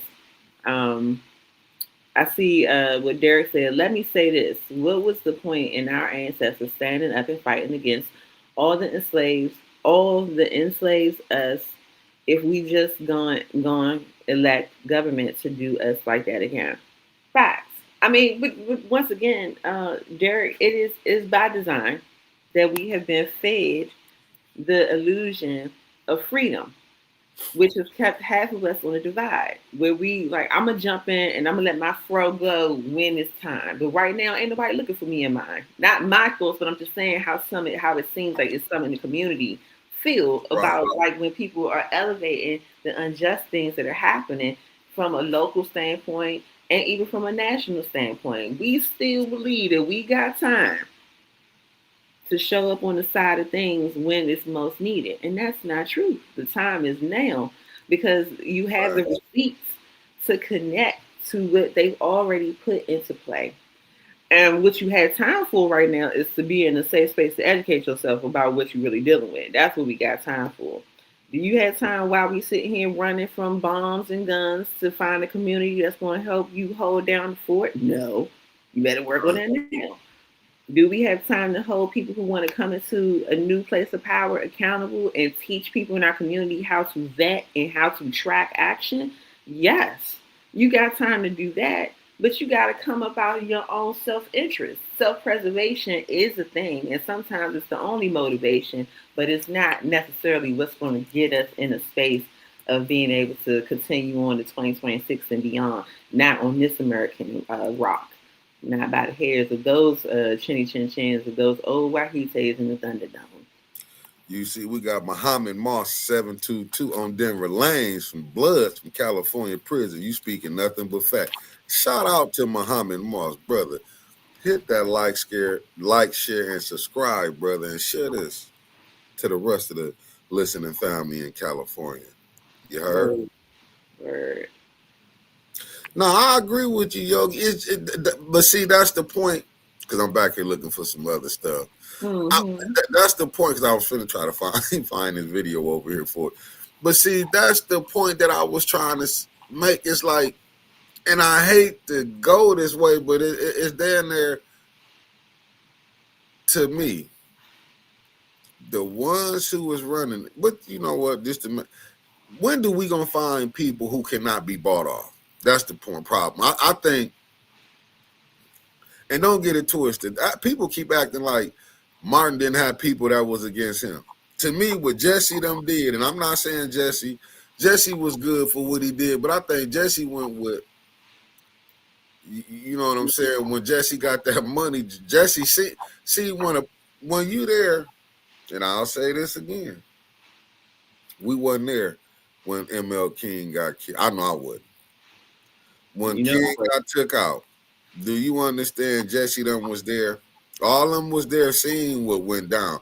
They don't see. We don't know the type of stuff that all we can do is pull up YouTube. I wasn't born back then when dogs was getting sick on them. When you had Billie Holiday singing about strange fruit hanging from a tree. We wasn't there. Well, we was there to see George Floyd, Tamir Rice. You know what I'm saying? The Sandra Bland, even though that's wrong. What's my man, Eric Gardner? All these different people. So when we don't, but when we come up in, we see our own killing us. Mm-hmm. You know. But nobody want to talk about that, right? It's that old saying we have in Black community: what happens in home stays in home. And unfortunately, as much as we think we're doing a good job by not talking about these divides that we have in Black community in public spaces, it still is evident. You know, that's why I like going in the spaces that are not heavily Black, you know, not because I don't like hanging with my own people, but how are you supposed to know how other people view you if you're only hanging around people that look like you? Because at the end of the day, everybody ideally has the opportunity to participate in democracy here in the so-called US of A. And if everybody has the responsibility of being democratically sound, you working in a silo of only having conversation with your own people is not helpful, right? Look at Fred Hampton. In my opinion, that's why they took Fred Hampton out, because that's a gift that he had to be able to cross over into other communities to make the plight of interconnected oppression relevant. So while we all can set aside your biases for this one thing that we all believe to be true, that we deserve to be treated like human beings and to be able to be able to contribute to the beautiful notion of what America is supposed to stand for, right? And so, like, in my mind, if we're not doing that as individuals, if we're not keeping that trajectory in the forefront of how we interact with everybody out here, we're doing ourselves our own disservice. You might as well just go ahead and nah, that's too harsh. But go ahead, Nick. I was about to say something that's gonna get us probably flagged. I probably was, but it was needed. No, because I'm just looking at it like. Because when you look at it, and that's why I always say this: what happened to Eric Mays? People don't want to go on that edge what Eric was going through. Don't listen, man. And I'll say it again. Shout out to Miss Beverly Biggs. Shout out to John, the Lento group, John Groff. Man, they came in and helped relieve some of that pressure from Miss Biggs turning John on to Eric May. Regardless how you want to feel about an individual. When you going through BS, man, you need somebody to stand there with you. That man, like, you know, in my humble opinion, like when you battling against what he was going against a mayor, and then he didn't have the votes. I get it. Like even with Dennis, you being stressed out. Look how Liddell was able to say he called me a monkey. And everybody know how that is with Black. You call somebody a monkey, You know what I'm saying? But he was saying monkey business. Soon as Eric asked him what he was saying, but she took that, and I was able to go to the Young Turks to Rashard Ritchie, not knowing. And this would let me know that, okay, they must got these. That's why I say this Boulay hookup. Because just a month earlier, he was talking about her walking out on the Mitchell boys. And now you was on here defending her, saying that because it was a white, because Dennis Pfeiffer is white, councilman, and saying he called her a monkey. Didn't even do his due diligence. And that's and that's where, to me, for him to go ahead and take on that story and then even come back and, do his homework, it's like, damn, man, you didn't know the same person you was talking about a month earlier. Now you on here trying to defend a lie. Listen, you can't be my candidate unless you really risk it all. And listen, I need a kamikaze. Is it kamikaze? Is that the kamikaze? word? Yeah. I need a kamikaze candidate, right? Because Yeah. like right now in these times, you trying to straddle the fence ain't gonna do nothing but make all of us fall over and die, bro. Like, Yeah. and that's the exchange of energy that you should expect out of your candidates. These are non-negotiables. You know that we need decent water. Not decent. We need access to clean water. We need access to help to air, and we need livable land. Mm-hmm. Those are the three non-negotiables of any other representation of humanity, whether you black, brown, or whatever. If you don't have air to breathe, you don't have water to drink, and you're not gonna make it. So if you don't have a candidate that are protecting those primarily three things and standing 10 toes down and saying it with their chest, no matter what the consequences are, that's not a candidate for you. We don't have time to deal with people who are dealing with respectability politics because it's showing you where it's getting you. And if you need an example here in the 202, look at our mayor. When you met with Trump, and she said that it's for the greater good that we sit here and meet with her. He said, get rid of now. Listen, when she spray painted like the villainous artist that she is, Black Lives Matter on the streets trying to stick it to Trump, she went international with this thing. She had her power suit on and she was standing there. And yeah, I said it with my chest. And when Trump came back after he got reelected and said, hey, listen, I might not torch this joint down if you go ahead and get rid of that Black Lives Matter. And she said, yes, sir, boss, right on it. Like she didn't fight the ICE thing. She left us standing alone, even though it was our attorney general who filed it. She stood there. She took the win, even though it wasn't by her own hands. And but once again, that's why I say, like, this is what people are looking for in these times, because right now you sit up here trying to find a space of favor in an administration that has already made up their mind that they're ready to clear this joint out for whoever in their mind is coming behind us as a population. It's already done. So while you know that you already are going to be eradicated, why not say the things that will stand in history to remember that this is worth fighting for? And it's always been a fight. Who was it, Brother Elliot? It was someone that came on here, or maybe it was in something I was watching where they talked about in revolutionary times, especially for Black people, there has never been anything that we have been given or have won as far as like social justice that has not required an essential amount of bloodshed. Period. In the art of war, that's all it is. Bodies for the exchange of justice. And until we make up in our mind what side of that we're landing on, either you're going to be a catalyst of bringing the bodies to the line or you're going to be one of the bodies on the line. There's no other choice in this. And so if you're tired of the things that are happening, then you should start saying these things with your chest as long as it is centered in the human experience. I see Denise came up here and said something.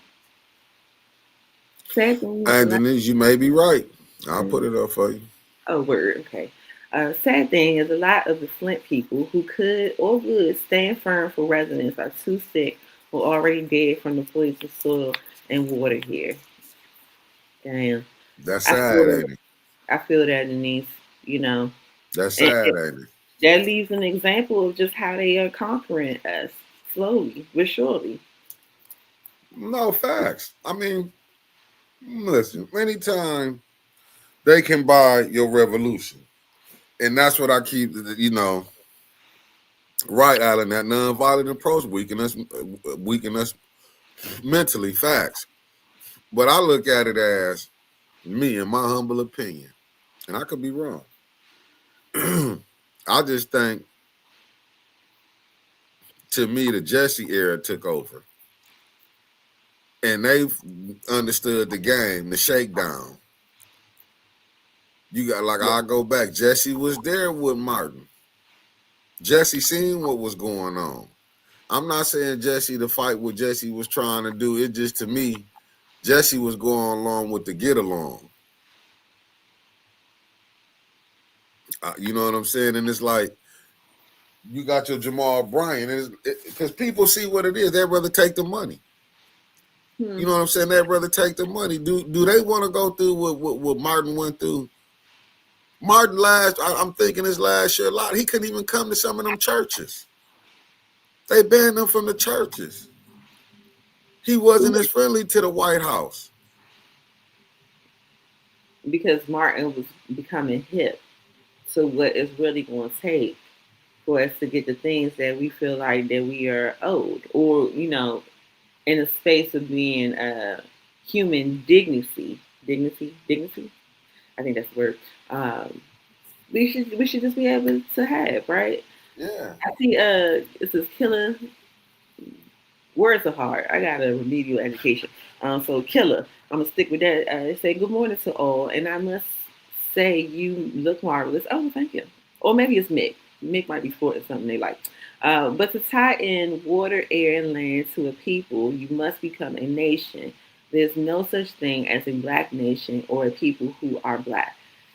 Now, I can appreciate that perspective, Killer, and I do believe in that, right? You do have to have a nation that ultimately believes that those things are of importance and not just a marketing opportunity. And I think, don't chew me up in this chat. I'm a student, so I'm here to learn, right? As I express things that are coming across my mind.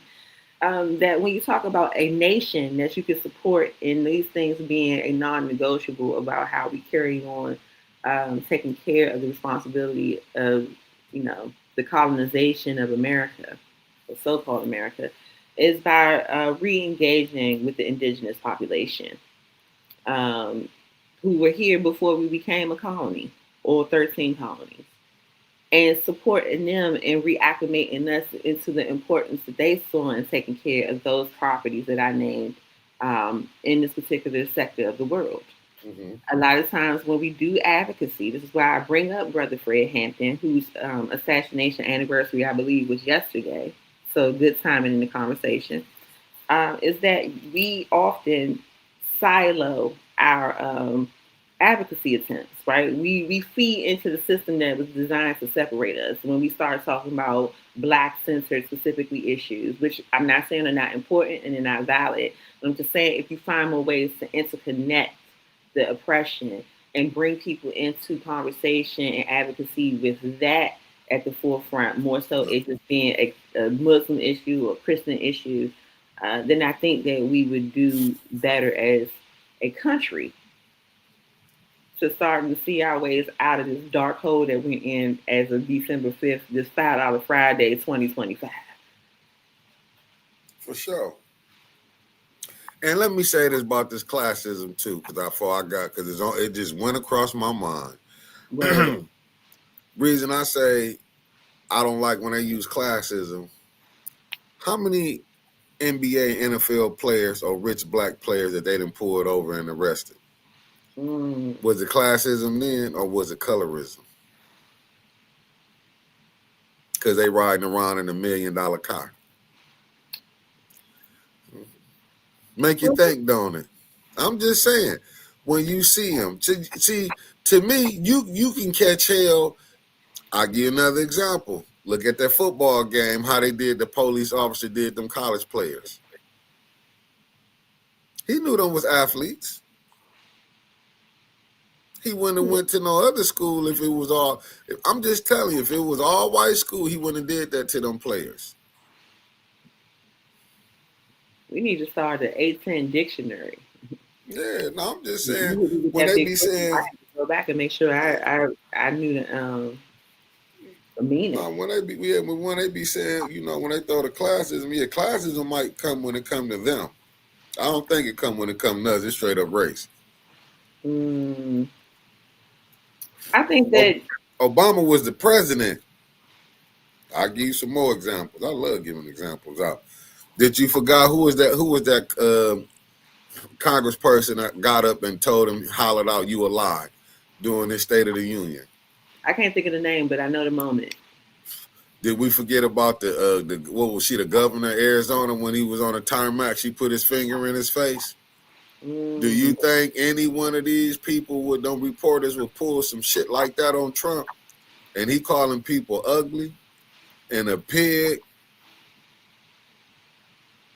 Joe Wilson. Thank you. That's what I'm saying. Do you think one of them will get up there and holler out, tell Trump he's a lie? I'm just saying. So when they say, mm-hmm. when they was painting pictures of, now this was some real shit. When they was painting Michelle Obama, her looking like a monkey. They didn't see nothing wrong with that. No, listen, I'm just saying, because she was the first lady.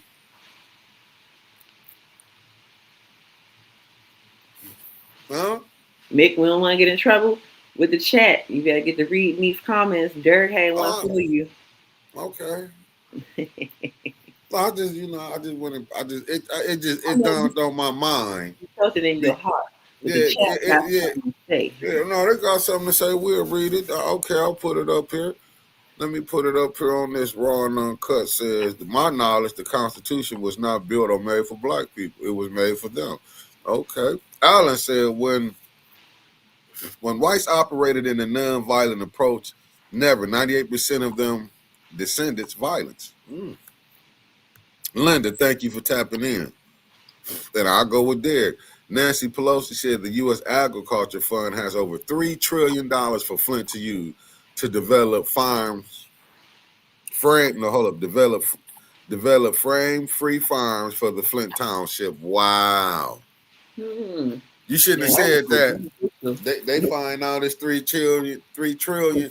So many people finna do farms. You about to have people losing their houses. Like they probably gonna sweep it up. I might have to come and be a farmer in Flint. If that's the case, $3 trillion. I can't even get $3 up here in DC, bruh. Now, you see what I'm saying?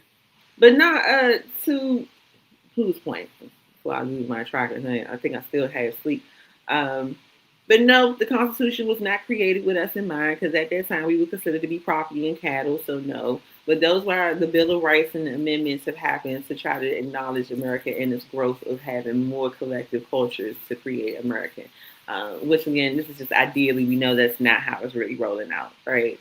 And to your point, Alan Lynch, when have white people, or as I like to lovingly say, the Wahite clan operated in a nonviolent approach? Never, no. But here's the thing, right? We are still on colonized turf of the so-called United States of America. And in order to take over a country or to regain power over a country, you have to have a few things. Like a military is a big one. And I'm not quite sure.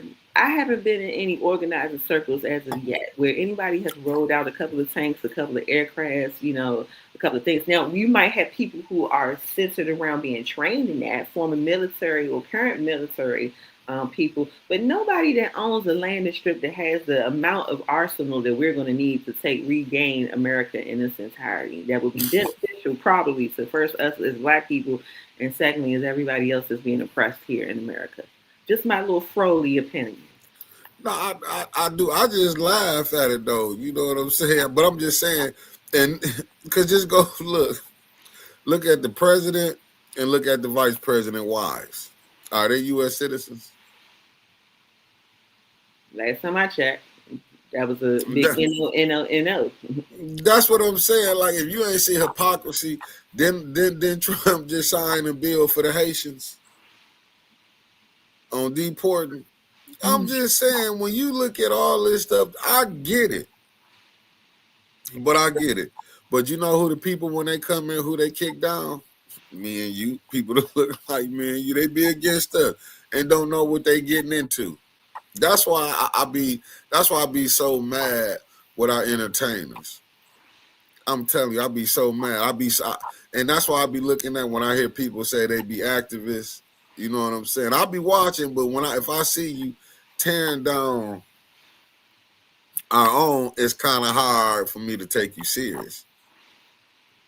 You talk And to the then people, Nick. I'm gonna look for this video that go ahead. might hit on what you're talking about right now. Okay, it's family. It's kind of hard for me to take stuff seriously because I just be looking at it like, and I'm gonna be honest with you, I haven't watched the 50 Cent the Diddy documentary. I haven't watched the R. Kelly documentary. I didn't like when Charlamagne got in that and went and did that, but they just show us that our people would do anything for $1.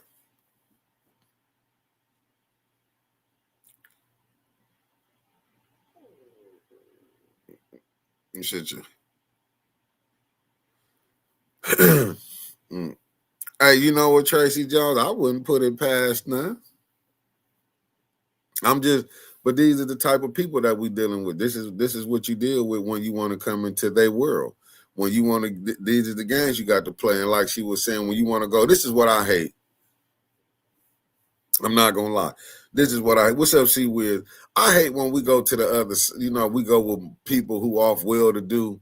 I hate when they come with them stereotypes. Like all people in the inner city, like if you come from this, oh, you like to do this, we didn't go swimming, like we don't have family dinners, oh, we don't, you know what I'm saying? We didn't, our parents never took us out of town. We didn't know how to go sit down in restaurants when you go out to eat. It just make me think when I watch these movies, like I said, when I watched the movie Alexander, when it was going on, I think it was, I don't know if it was Babylon anyway, when they went and took over, he was like, and we said they were savages when he talking. And when he went over there, he was amazed by how they building structures was and how everything was. And he was like, oh, I believe it. And when I seen them say that, I was like, damn. And he went over there, see, they was doing propaganda then, far as the Greeks.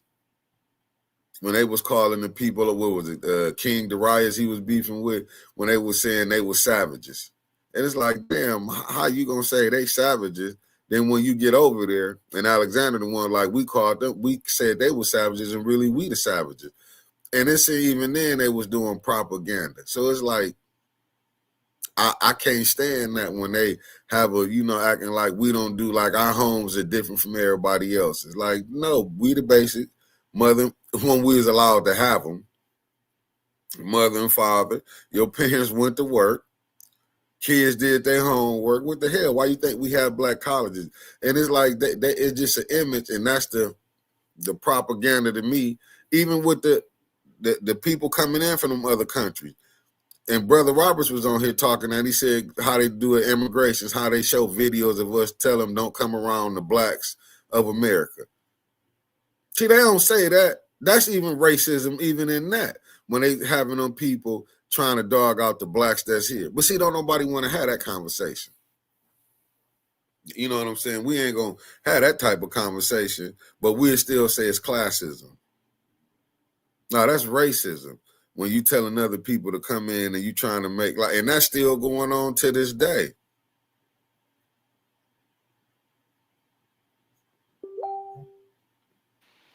Hopefully you can get that one, Mick. I don't know. The internet is hating on my greatness of sharing my doom scrolling skill set with the people. So we'll see. Oh, you got this from Status Quo. Okay. Mm-hmm.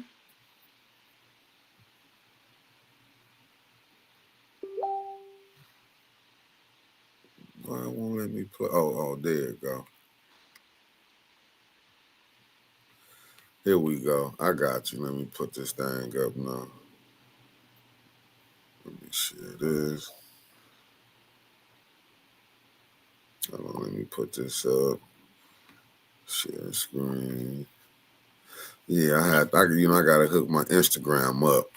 Oh, word. Okay. Yeah, you ready for it? Oh, word. Yeah, sure. All right, I'll play it. Oh crap. That's how GDP works. You have more population, they can create more industry, they can create more products, and then this is going to sustain your market growth. Now we have AI, which can do so many jobs of so many people, and we're cutting the market. So people are no longer collateral, they're no longer chattel, they're no longer useful for us or GDP. They're actually liabilities. So laying people off, tying their healthcare to their job, and criminalizing homelessness, as well as removing healthcare, is a form of population control and enslavement. They're basically trying to lay people off, make it so that they have no ability to work, that they have no ability to form homes, and buy homes. And when these people are then on the streets, if they're healthy and can work, they will be put into jail and imprisoned, and they will then work for capital. And if they're unhealthy, they'll get sick and they'll die. That's pretty dark. That's kind of, I mean, that's kind of what Orwell warned about in 1984, just a little worse. You're basically saying they're essentially trying to just kill off whole swaths of the population. Yes, they're culling now. They needed these. For the ultra wealthy to exist, there must be the ultra impoverished. So we've reached that system now. I mean, we've heard so much. I mean, you know, in your lifetime, in my lifetime, about overpopulation, and certain places in certain countries are overpopulated. But then when you really do the math, you see that those places that are overpopulated aren't the ones consuming all of the energy and all of the products. So we've been primed to say, oh, there's too many people anyway. There's too many people anyway. And as people get sick and as they go homeless and as they're disappeared, we've been conditioned to believe that that's good. But I mean, I'm here, you're here, and that is not true. Personally, from my side, my brother suffered from epilepsy his entire life. Because health insurance is usually provided to you through your job, and because his illness made it hard for him to hold a job, he was trapped in this revolving door of never being able to get the care he needed because he couldn't keep the job that would get him the care that he would needed, that would get him to keep the job that would get him the care they needed. Sadly, in 2021, he passed away. He choked on his own vomit and he died. And this was very. How old was he? He was 39.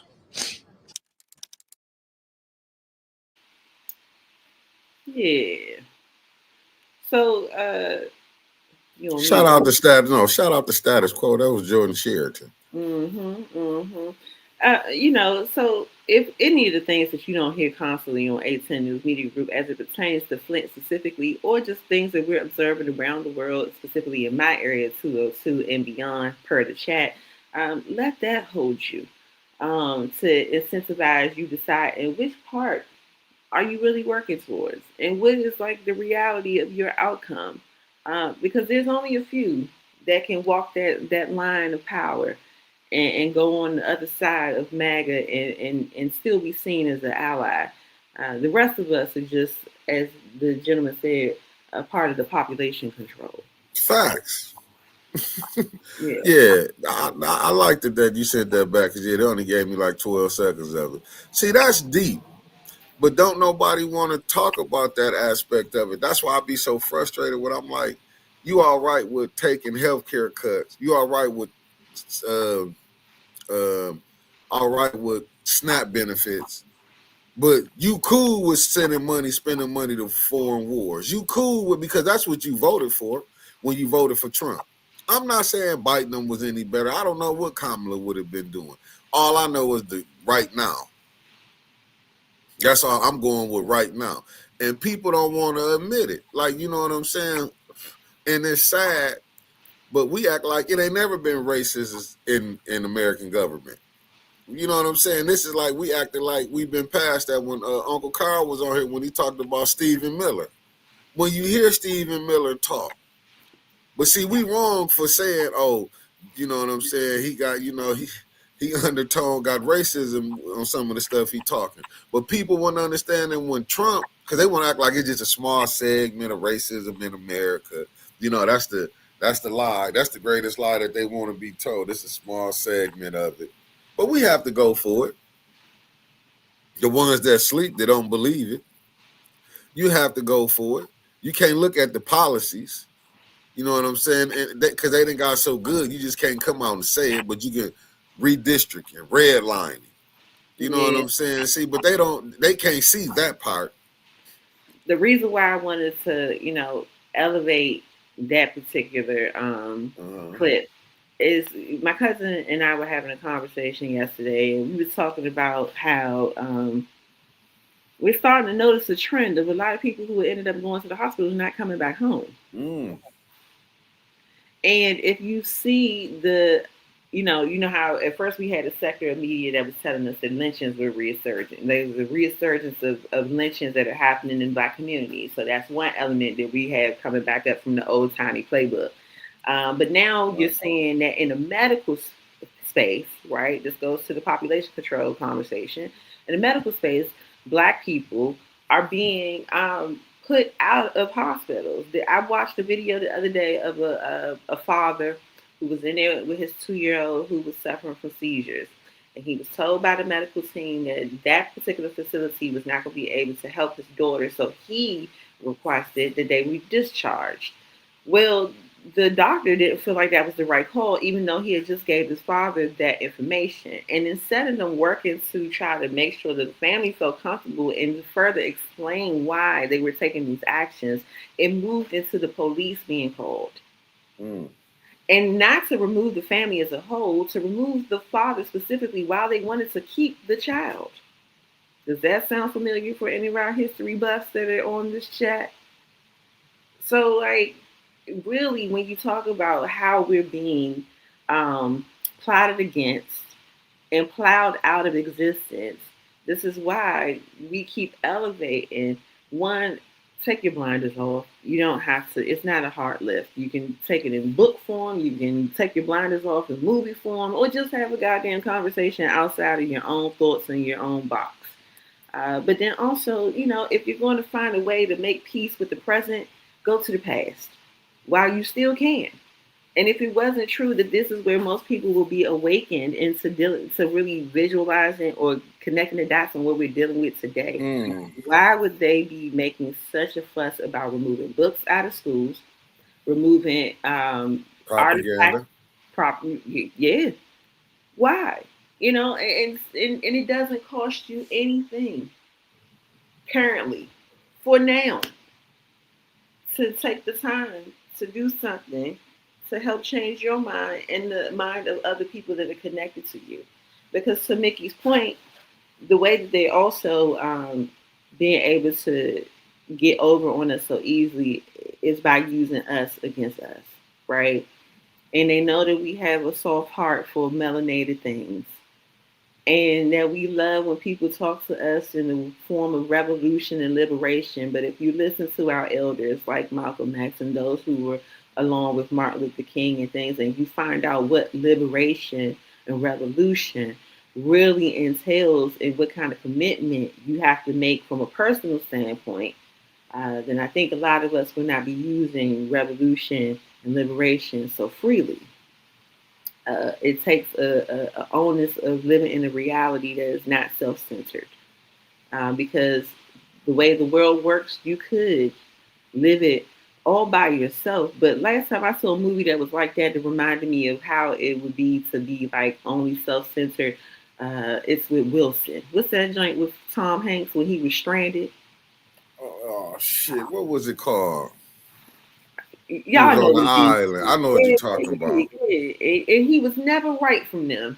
He made a whole soccer ball his brand new friend, and that's exactly what you're gonna look like if you don't get outside this goddamn box today and start talking to some people to see how we can get back to where we need to be. And maybe we can make America great.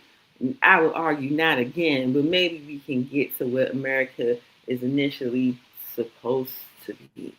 Trigger word. Supposed, but I don't want to fight a war. I've never been to war. I don't know if I'm built. Oh, Castaway. Thank you, Alan Lynch. That's the like Castaway. Castaway. Right. Yeah. I think that if a person is not ready to accept being in a civil war or having to deal with the atrocities of like what it's going to be like for us to be standing next to somebody in bullets flying, because America has done that before. We've been there before. It doesn't mean we won't go back. Then this is the low lift that we could do right now to try to shift the tide before it gets to such an egregious scenery. of people losing their lives in real time every day, every second of the hour. And we know that America is capable of doing that because they're doing it in other areas. And if not so, we wouldn't hear the conversation about what he's doing in Venezuela, what he's doing in Cuba, and other areas where all they want to do is just be able to have autonomy over running their country and their space in a way that's going to be helpful to the population that resides there. No, listen, I I agree with you, but I don't know how we get there, Yogi.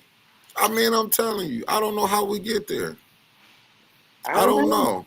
I don't know. I'm like I'm here with you. Like I was looking at some of this stuff. Man, I just saw two devastating videos. I don't know how true it is, but I'm seeing this one. I'm seeing some stuff going down in Chicago. They had, I don't know if this was a mother walking up the street butt naked, Mm. and so I'm Oh saying, yeah, so yeah. about the young lady. And then I'm seeing this one. The admiral name is Admiral Alvin Hosley left, refused to follow Trump's illegal orders. Not only did he do the right thing, but he also exited quickly as he could. Now Admiral Frank M. Bradley on the right has a 34-year career that may end up with a prison sentence and the loss of his military pension. He's being blamed for the boat strikes and could face court martial for disobeying unlawful orders. Admiral Hosley saw this coming a mile away.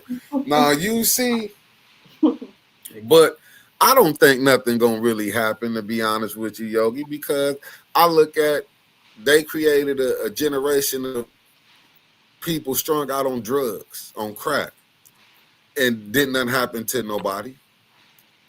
You know what I'm saying? When you put drugs, you like cocaine, crack, rock, enter into your neighborhoods. This is what you did to fund the war. And don't nothing happen. That's why I don't see nothing like what's up, Lawrence? That's why I don't see none. Oh, facts. Thanks for tapping in. That's why I don't see nothing gonna happen with this water crisis thing. It's just another okay. We made a mistake. Some people died. Oh well. Business keep going. I ain't got the answers, Otis. I'm just Yeah. a person trying to figure it out like everybody else on this world and in this chat. What I do know is that once again, I found a lot of peace through chaos and looking into the past. And where it has landed me is that I will feel more prepared to go, knowing that I knew the truth, than I would stand blinded. Now, granted, I haven't had a choice in the matter. I don't know. I still might be one of those people. If you give me $1 trillion, I don't know. It might be a whole new Yogi. Yeah. But right now, the way the things have been set up, I'm locked in and loaded into just dealing in reality, and having conversation with people in the community to see what we can make happen, until we can get to the bigger part of how do we really take over, from the powers that be that funded this whole jam of making America America, which is a whole different kind of monster and beast. So Yeah. I don't know. Like I say, like y'all gotta fight in DC. We gotta fight in Flint. But man, election season is upon us. I don't know how this thing gonna turn out because it's on our own. Because Flint was a majority black council, and it's diabolical. But I don't know behind the scenes who they talking to or who telling them, "Hey, look, this how this shit finna roll. Either yeah, you get with it or you get rolled over." or disappeared. Yeah, so that you know what I'm saying. These people they running for these seats. It's just that I gotta, you know what I'm saying. Don't know. Listen, don't nobody want to go through what they do to people who fight. Everybody talk that. That's what I'm saying. You would be surprised who dealing with some of the people that is really running this thing. You know what I'm saying. You'll be surprised. Yeah, in the only way we'll know is we stay locked in to those people that we putting in power. Don't just set it and forget it. Um, well, listen, I see Denise gave us.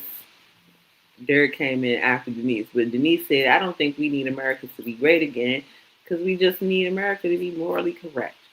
Love thy neighbor is the richest a country can be." I agree. I happen to like the fact that I get to travel the world without having to leave America. I think it's pretty dope that I get to experience different cultures just by traveling uptown or downtown or to the south side.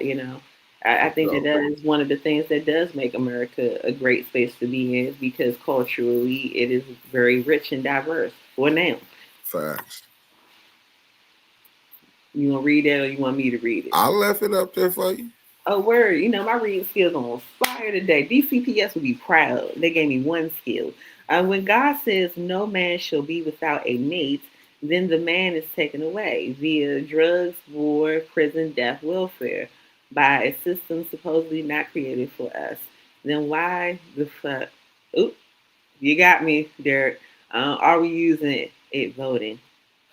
Well, I think that the onus of still operating in what is set as a law practice here, democracy, is worth still participating in. Um, do I believe that it's the only way that we're going to get where we need to be? No, absolutely not. But do we take it to chance not to participate in the system that they themselves have collectively agreed upon operating within? I don't think that it benefits us not to still operate in that system while we build other ways for us to seek justice. And I I'll agree say, with you. No, I agree with you with that. I say you still vote, but still build something for yourself. there you go. See, you said it so simplistically. There you go, Nick. I appreciate that. That's diabolical. Yeah, yeah. Man, listen. Alan, you heard me say it. I ain't got the answers. I ain't sway. I don't know. I'm just a person that happens to, be locked into a lot of things and I'm starting to connect dots to and may or may not agree with. So here we are today on this good $5 Friday. Mick, you mind if I take the floor for a moment? Listen, hold up, do your thuggism. Word, there we go, man. Listen, good people, it is 10:58 on this great Friday, and I don't know about you, but I got to get outside of this box and the one that I live in currently to go do some things that's gonna make me feel great about being on this little dusty rock. I want to remind you that today is $5 Friday, and while we are getting ready to close this particular show, it doesn't mean that you still can't do your part to make sure that A10 News Media Group continues to bring you the news that you can use, or we hope that you can use, or at least bring you a couple of conversations to make your day and your circles a little greater. So if you want to hit the Cash App, I'm sure it'll come across the bar. If not, oh, Brother Otis will let you know. And then if you are still jonesing for some news that you can use, I heard in these streets that at 6:30, 6:30 ish, maybe 7, Winters will be coming on the block. See, there you go. They go to A10 $sign A10 News Media Group. That's for Cash App for that $5 Friday donation. But it's been a pleasure being able to join y'all on Friday to show you how I like to doom scroll and bring up some topics that's on my mind. And I hope that you continue to support A10 News Media Group on this great $5 Friday. And we'll see you hopefully on Sunday where my Chitlin Circus show with Anna, the Puerto Rican princess, comes on this Sunday at 7 o'clock. And before that, catch Brother Elliot at 9 a.m. to be locked and loaded in the class for Black Watch. And so you got some things to do. Thank you, Common Sense. I appreciate it. Trevor put the Cash App in the chat. Thank you, Trevor. He's always in the background holding us down. And remember, it's not too late to be great. All right, Mick, come on back. Talk to the people. You say you talk. He said talk to the. I never left. I never left. I was here the whole time. I never left. There I you never go. left. It's on the screen now, Dirk. There you go. They go to Cash App. I just put you on because I said, listen, she running it. Let me. You never stop greatness. See, that's the greatness of a coach. When you got star players, you let them do their thing. Put me in, Coach. I appreciate it. And that's what I do. I don't hold back nothing. Let me sit back. Sometimes that's what a coach do. You sit back and let your star players do their thing. That's why I'm waiting on the Puerto Rican princess and y'all show up Sunday. I'm just telling you, because they want to know what's going on DC. They want y'all to break down what happened. They need y'all to break it down. We didn't told them about Flint and DC. We gave them our version of Flint and DC. We need help, family. Word, man. Listen, y'all hold it to our heads and not our heart. We do this for real. We ain't on here for play. So sometimes we really do be in the community and making things happen. And then we're two moms together. And sometimes Sundays are hard. But we do know that the chat loves us and we love the chat back. And y'all help us decide on how we move forward and percolate on some things. So yeah, we look forward to coming and joining y'all any Sunday. But hopefully this Sunday you'll see me and Honor on Just a Thought for sure. Oh, you'll see them Saturday. We're going to figure it out. I'm going to give up some of their weekend and see how they like it. We need a lot more than $5 Fridays then. For sure. For sure. Well, maybe we can get that right then. Hot dang it. Word. Y'all make it happen, boy. I ain't got to go out here and try and shake some trees and do something strange for change, bro. That's what I'm doing. I got to get out here and make it work. I'm out here. I got to do something strange for a little bit of change. You see, like I said, and once again, before I get out of here, starting the first of the new year, if you mad at your boss or your coworker, gladly hit that Cash App. This is where you won't get in trouble. Hit it anonymously. Just leave us a little detailed message how your coworker, your boss, maybe your ex, maybe your in-laws, how you despise them. Give us a little what's the name, and we will read the riot act on the morning recall and definitely on the nightly nip. Or maybe on Just a Thought. We will give you just a thought, but hit us with that. This is what we're offering from here from the shows of 810. Because we don't want y'all to end up in HR or possibly losing your job. Give it to us. We handle it. And that's it. You got anything you got to say? Man, be great people. Don't be a problem. And stay safe and stay safe. Trevor said, tell us who puts carrots in the mac and cheese. Anyone who does that is the people we want to be nice right. to. Facts. If Annie can't cook, give it to us. And we'll put it out there. I look forward to seeing that now. But y'all be safe and y'all be straight and see y'all on Sunday, good people. Peace. Peace. Yeah, I need